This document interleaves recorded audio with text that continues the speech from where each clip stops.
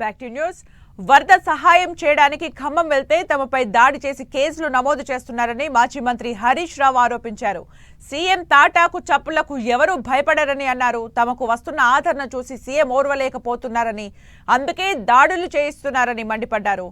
తమ వంతు ఉడత భక్తి సహాయంగా సిద్దిపేట నుంచి ఖమ్మం వరద బాధితులకు నిత్యావసర సరుకులు పంచే వాహనాల్ని జెండా ఊపి ఆయన ప్రారంభించారు. ప్రభుత్వం ముందుగా మేలుకుంటే ఆస్తి నష్టం, ప్రాణ నష్టం తగ్గేదని అన్నారు.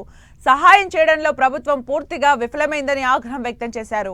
ఇండ్లు నీళ్లలో మునిగిపోయిన వారికి 2 లక్షల రూపాయలు ఇచ్చి ఆదుకోవాలని మాజీ మంత్రి హరీష్ రావు డిమాండ్ చేశారు.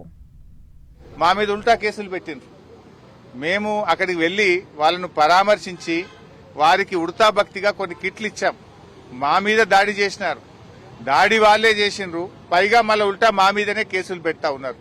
అంటే ఈ ప్రభుత్వం పూర్తిగా దుర్మార్గంగా వ్యవహరిస్తా ఉంది. ఇది ప్రజాపాలన కాదు, రాక్షస పాలనగా మారింది. ప్రజాపాలనలో సాయం చేసే చేతులకు ఎవరన్నా కేసులు పెడతారా? ఉల్టా ఈరోజు ప్రభుత్వం మమ్మల్ని ఇబ్బంది పెట్టే ప్రయత్నం చేస్తుంది. సరే, మీ కేసులకు మేము భయపడేది లేదు. అంతిమంగా ధర్మం, న్యాయం గెలుస్తుంది. ఖమ్మంలో దాడి చేసింది ఎవరు? నువ్వు కేసులు పెట్టింది ఎవరి మీద? దాడి చేసేది నువ్వే, ఉల్టా మా మీద కేసులు పెట్టేది నువ్వే. ముఖ్యమంత్రి గారు, ఏమన్నా నీకు నీతి నిజాయితీ ఉంటే, నీకు పద్ధతి ఉంటే, నీది నిజంగా ప్రజాపాలన